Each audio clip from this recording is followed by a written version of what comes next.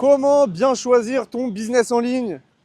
Les trois critères les plus importants selon moi, comment bien choisir pour éviter d'aller tout droit dans le mur. Parce que bien souvent, c'est pour ça que après certains ont la mentalité, oui, c'est pas fait pour moi, oui, les business en ligne, c'est de l'arnaque.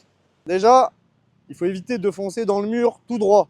Et on va voir les points importants auxquels il faut répondre, il faut cocher la case avant de se lancer dans ce business ou blablabla. Blablabla. Déjà, avant toute chose, évidemment, pour ceux qui ne me connaissent pas, ça fait 5 ans que je suis dans le business en ligne. J'ai généré plus d'1 million d'euros générés de chiffre d'affaires dans l'affiliation dating, donc un business dont je te parlerai en fin de vidéo et qui coche du coup tous les critères que je vais t'énumérer. Mais tu peux te lancer dans autre chose si tu trouves un autre business qui coche ces critères, évidemment. Et j'ai d'autres petits business, etc. Mais voilà, principalement celui que j'ai fait le plus, c'est l'affiliation dating. Avant de démarrer cette vidéo, comme d'habitude, abonne-toi, like, putain, j'ai le soleil dans la gueule. Suis-moi sur Insta si tu ne me suis déjà pas, ou si tu ne me suis toujours pas plutôt, c'était pas très français ce que j'ai dit. Il s'affichera à l'écran, c'est là-bas où tout se passe, où je partage le plus de trucs. Je suis à Ben Chakiti Park comme d'habitude, comme souvent. Pour ceux qui ne savent pas, je suis expatrié en Thaïlande. Et on démarre, bref, on s'en fout, on démarre la vidéo. Donc déjà, pourquoi 90% foncent tout droit dans le mur? C'est parce que ils écoutent uniquement les pseudo-influenceurs sur les réseaux qui parlent de business à la mode. Voilà. La plupart des business à la mode, très souvent, c'est saturé, c'est complexe, ça demande un vrai capital d'argent à investir dès le début, etc. Chose que pas beaucoup ont. Et en plus, en 2026, tu n'as pas besoin de lancer un business en ligne avec énormément de capital. Même pas du tout, tu peux partir de zéro ou alors quelques centaines d'euros. Voilà, c'est presque zéro, quoi. Tout le monde peut les avoir. Donc, je vous donne quelques exemples. Par exemple, pour moi, le trading, voilà, ça demande énormément de compétences. C'est plusieurs années de compétences pour être rentable. Et en plus, ça demande un sacré capital, donc beaucoup d'argent de côté si tu veux être rentable et en vivre. L'OFM, voilà, qui a été la mode, très complexe comme business, on dirait pas, mais c'est complexe, ça demande beaucoup de logistique, c'est que de régler des problèmes sans arrêt et de la gestion d'humains, etc. C'est pas si facile que ça. Après, niveau investissement, on va dire que ça va, mais c'est saturé à la mort aussi.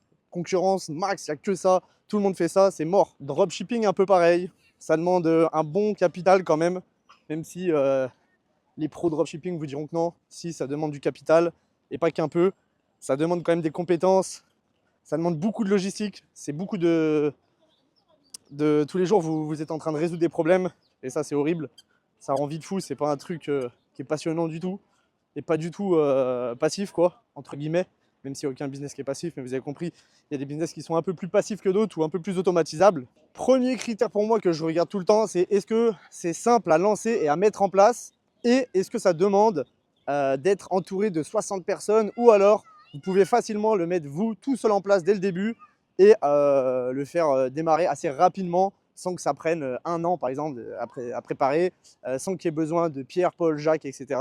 Voilà, le truc le plus minimaliste possible. Voilà. Et aussi, combien ça demande de budget niveau argent pour lancer. Voilà, on va essayer au maximum, surtout pour les débutants, là je m'adresse aux débutants, de partir sur quelque chose qui coûte zéro, parce qu'il y en a, ou alors quelques dizaines, quelques centaines d'euros, mais ça ira pas au-delà. Donc on va viser au maximum des business comme ça, parce qu'il y en a, et je vous en parlerai en fin de vidéo. Moi personnellement, je me suis lancé avec 300 euros. Le business en ligne, j'ai démarré avec 300 euros. Et j'aurais même pu démarrer avec moins, mais voilà, j'ai démarré avec 300 euros pour tester un truc. Après, j'ai eu un peu de chance, effectivement, que ça ait pris, mais j'aurais aussi très bien pu démarrer avec zéro. Donc voilà. Est-ce que vous allez mettre du temps à le lancer? Est-ce que vous avez besoin d'argent? Est-ce que vous avez besoin de Pierre-Paul Jacques? Vous avez besoin d'être 60?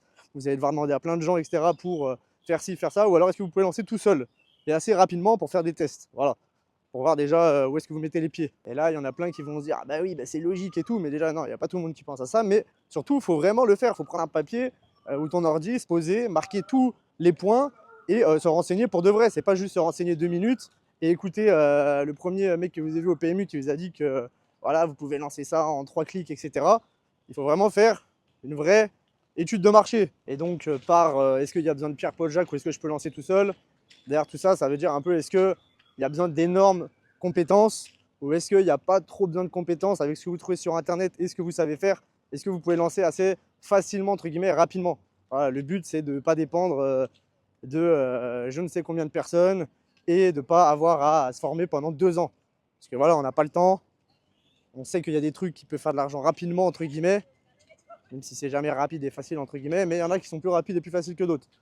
Donc on privilégie ça absolument. Et après, dès que vous avez un petit truc qui tourne ou un peu plus de fonds de capital, là vous pouvez voir pour des trucs un peu plus long terme et des trucs où peut-être il faut se former plus longtemps, etc. Mais là on parle vraiment pour lancer au plus rapide et faire tes premiers euros en ligne, on va dire, tu vois. C'est vraiment ça le but. Deuxième critère important que je regarde, c'est est-ce que c'est quelque chose de périn. Voilà. Après, en soi, tu peux lancer aussi quelque chose de pas périn, mais ça c'est plus quand tu commences à avoir des compétences dans le business et que du coup tu es assez rapide et que même si c'est un truc où on sort sur la vague, bah, il faut être rapide et un peu chaud et technique dans le business, il faut avoir un peu d'expérience pour s'amuser à s'embarquer dans des business comme ça. Donc dès que c'est ton premier business ou tes premiers business, c'est mieux de partir sur quelque chose d'evergreen, enfin qui va durer dans le temps. Voilà, pas un truc où on sort sur un petit truc, comme je dis un exemple, comme le Covid, il y en a, ils ont surfé sur les masques. Voilà, mais les petits business, enfin, c'est pas le meilleur des exemples, mais c'est pareil, il y a plein de business en ligne qui sont des trucs éphémères, qui vont durer quelques mois ou un an ou deux. Et vas-y, le temps que vous lanciez la machine, ça sert à rien, ça sera déjà passé ou il y aura déjà trop de concurrence. Donc on cherche quelque chose de périn. Encore une fois, étude de marché, on regarde s'il y a de la demande et on ne s'aventure pas dans quelque chose où on n'est pas sûr. Il faut être sûr. Voilà. Il faut déjà qu'il y ait des trucs qui tournent. Il faut déjà qu'il y ait des concurrents. Il ne faut pas qu'il y ait trop de concurrents, mais il faut déjà qu'il y ait un peu de concurrents, même si c'est que à l'étranger, que c'est pas lancé en France ou des trucs comme ça, ou même si c'est en France, mais il faut qu'il y ait un peu de concurrence quand même. Il n'y a personne. Vous mettez les pieds dans quelque chose qui a quand même beaucoup de chances d'échouer.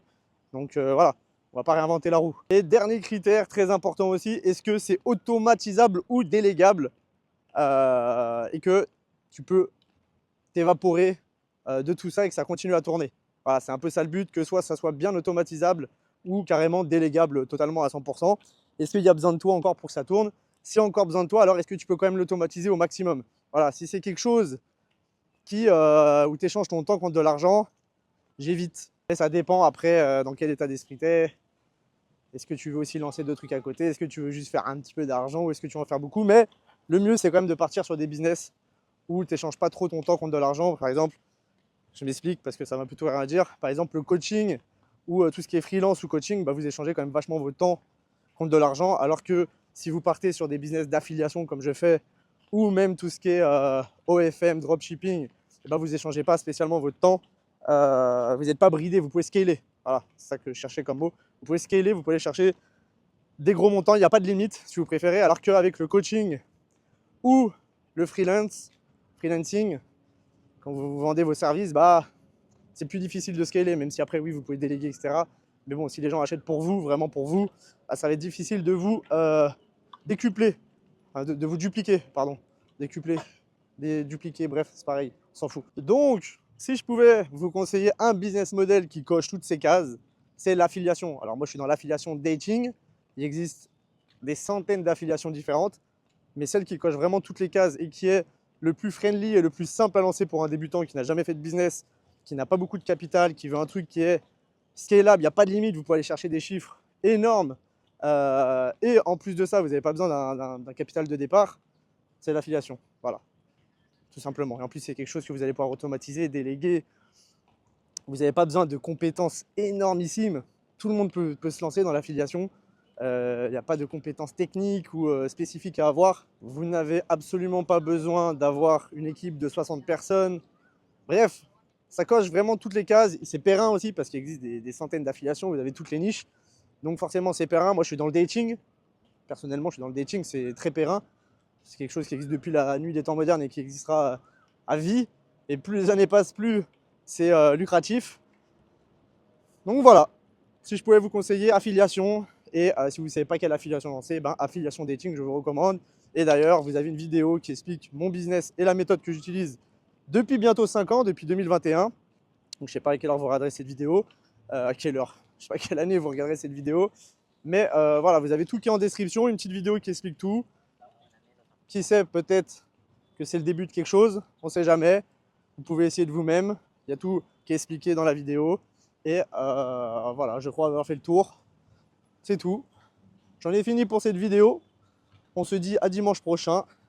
Abonnez-vous, likez, suivez-moi sur Insta, il réapparaîtra, il s'affichera à l'écran. Et je vous embrasse. Tchuss.